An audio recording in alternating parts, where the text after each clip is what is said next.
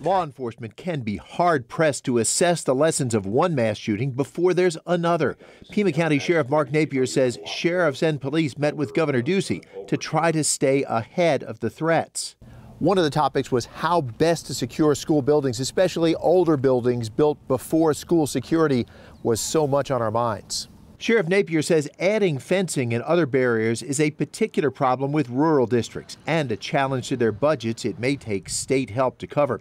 He says police and sheriffs suggested boosting school resource officer programs to build a preventive rapport with students. And a student might come up to an SRO when they wouldn't otherwise come up to someone and say, you know, Eddie, he's not acting quite right. There's something wrong here. And then maybe we could intervene. On the SRO who failed to go after the Parkland, Florida shooter, the sheriff says deputies understand in a school shooting, there is no time to wait for a backup. Find the threat and you eliminate the threat. There is no doubt that's what we're trained to do.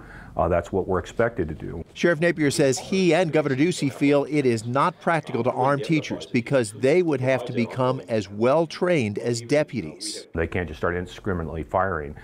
You'd have to think about your backdrop, a lot of things that we think about in law enforcement all the time because we're dealing with it every single day.